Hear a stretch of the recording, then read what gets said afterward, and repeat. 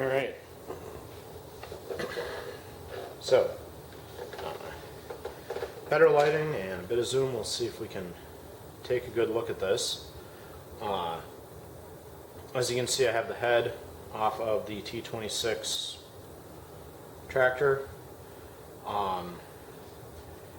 You know, it's having trouble starting in the cold, and so I'm gonna take the carburetor out, and I also am going to just do a valve job because I got this apart. So first things first, we'll pop the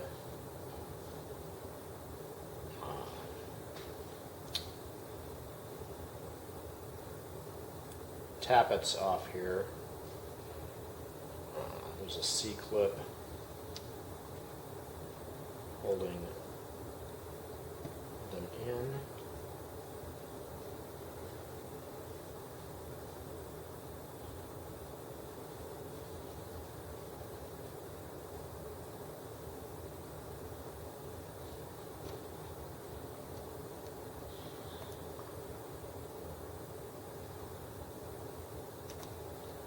That is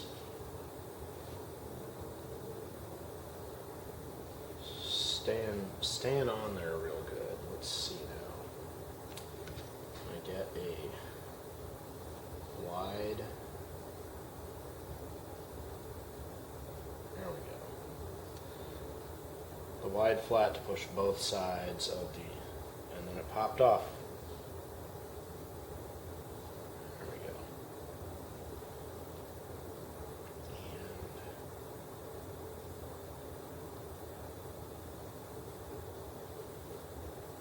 Should be sliding right out of there.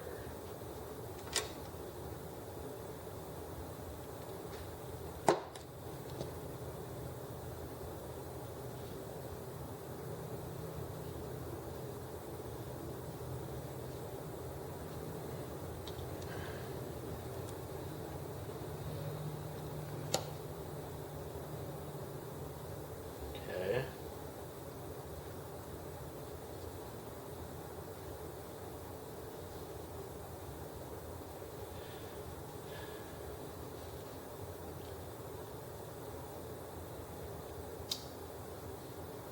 Well, it didn't pop off the way I wanted it to.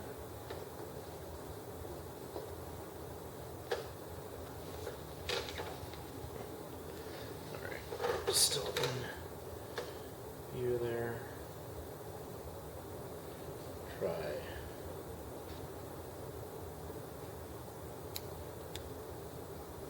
There we go. Gentle grab with the forceps. There.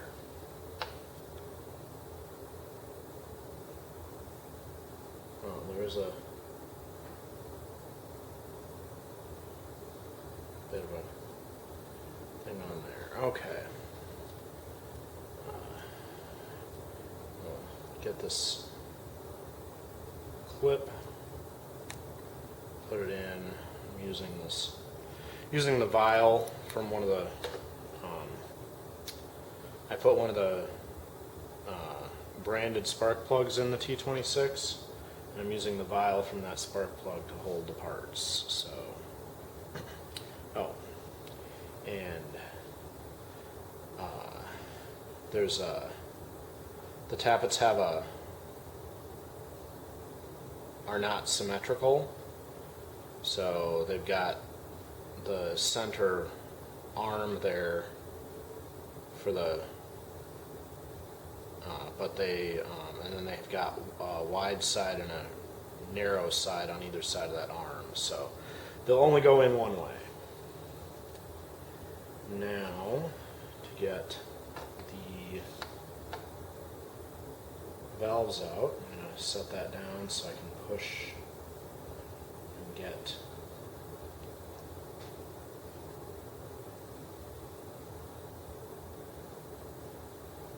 cup down out of the way.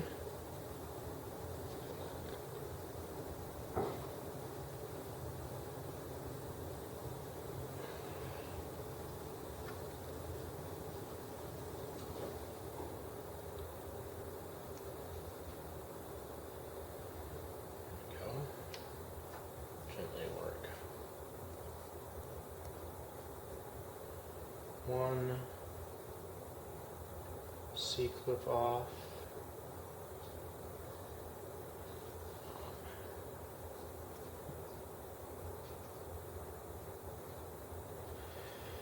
And once we got that out, we can take it off and wipe it, and take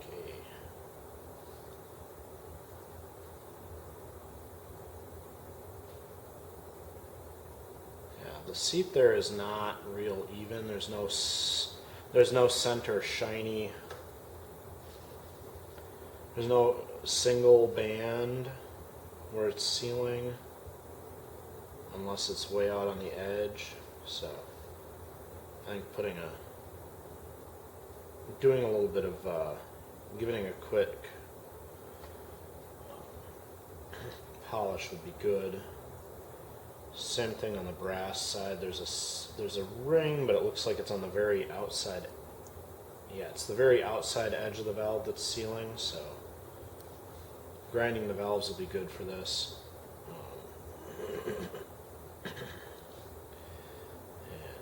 You can see on this casting the hole here on the inside to the spark plug hole. There's not a big gap because they need to make this small enough for the edge. The screwdriver is where the edge of the head gasket is, so to make sure that there's plenty of, so there's sealing area there, they make a tinier space here and then a big cavity for the spark plug to be in. And that can be part of why these engines have a little bit more trouble than a regular engine, is because that spark plug is so is in its own special cavity. And big engines, the plug is of course right out in there where it can be all over the mixture. So what was that? That was the exhaust valve that we popped off first. So I'm actually going to set that aside and do the valve job off camera. That way I can keep these two valves in their position, because you don't want to run in a valve on a seat and then trade it, because the point of lapping a valve in is to match the seat with the valve and not get that mixed up. So I'm going to just pop this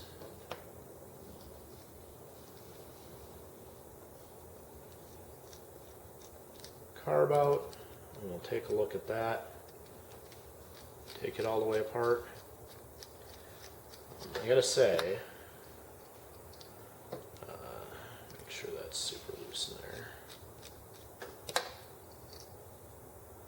The lovely little details like this, putting the carb inside this air filter housing are really nice, and then every one of the joints between the engine and the carb has had a O-ring in it to make sure that it's got a good seal, which is important because these little engines, you know, they don't have a lot of vacuum.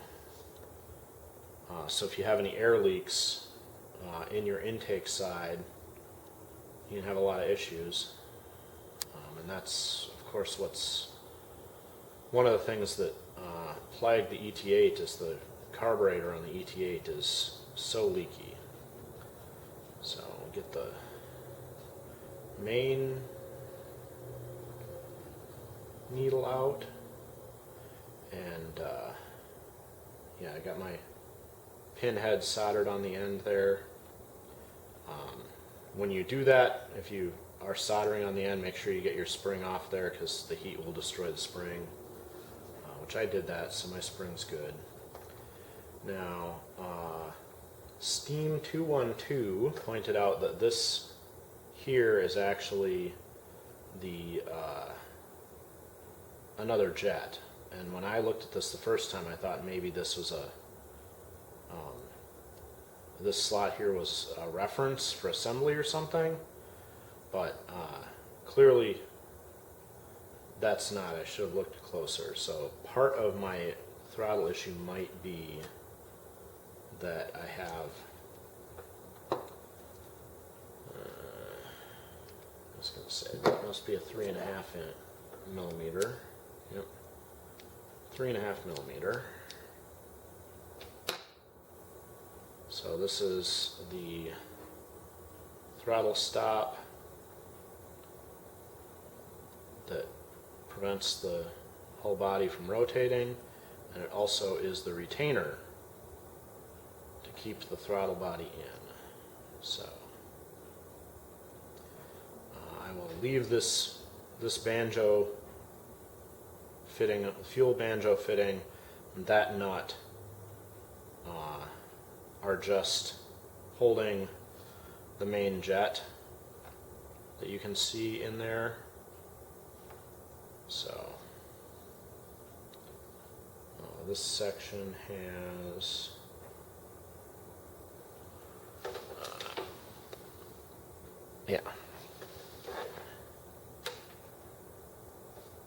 another O-ring, which is good. This carburetor's got better air sealing than the ET8 did. It does, the through hole here in the throttle body was machined out, but they didn't polish the edges, deburr the edges there. So I may take out this needle here, which again, I didn't notice the first time, but Steam 212 pointed out, oh, and they've got an O-ring in there. This carburetor is very nice for the price point of this engine. But this needle is completely brass, so I have to be very careful not to bump the end and bung the end up, because you don't want your needles to have blunt ends.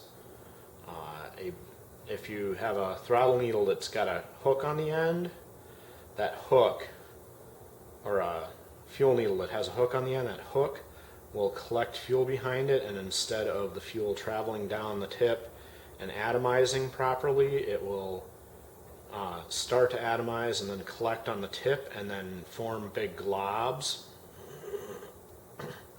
to go into the engine, and you'll have a very tough time with mix because it will be flinging globs of fuel into the engine instead of a fine mist like it's supposed to. So I think I will get my wet or dry sandpaper and try to deburr the edges, just polish the edges up. So I'll get, I've got 800 grit, and I'll get some oil and use it wet and just run it through the center there to get the edges deburred, because the hole here, you want the smoothest airflow you can, especially for low throttle response when it's closed.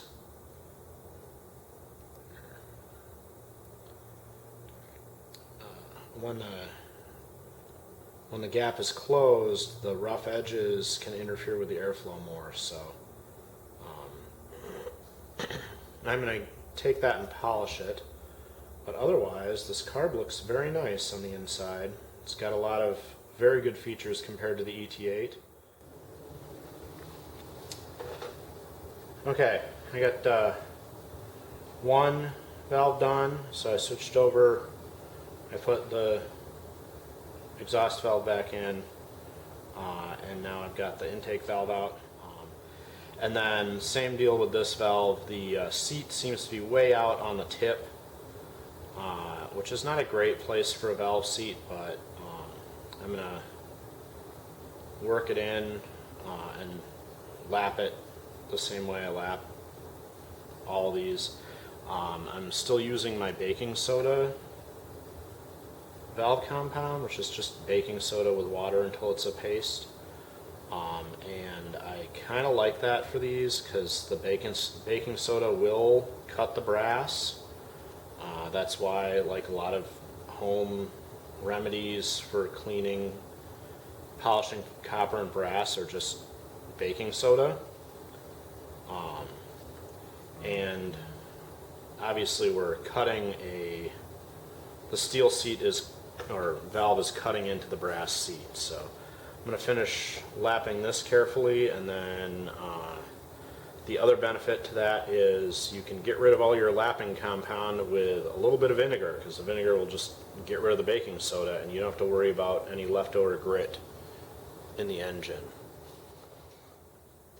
Okay, now I polished the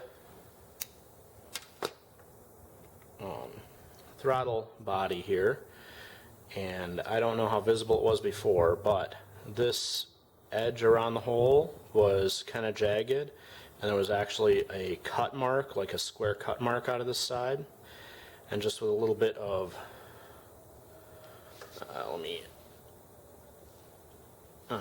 water dry sandpaper with some oil on it, I was able to polish that out and very gently polish the edges of the opening there so that that's all much smoother. And now I will be able to put this carburetor back together with smoother airflow, which will hopefully help the engine run better. Alright,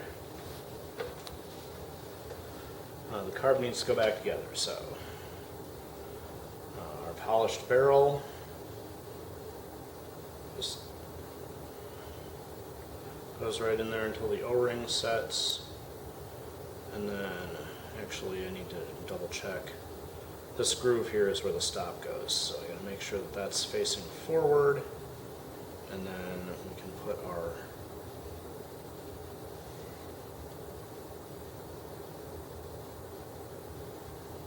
stop in.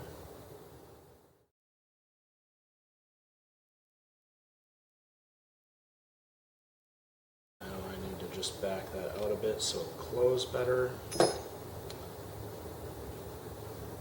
little bit more.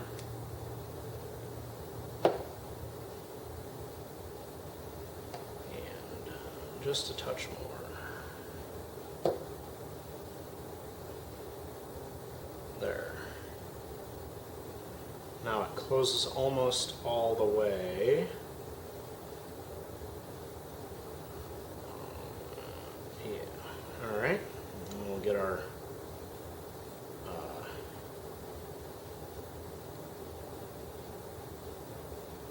needle on this side.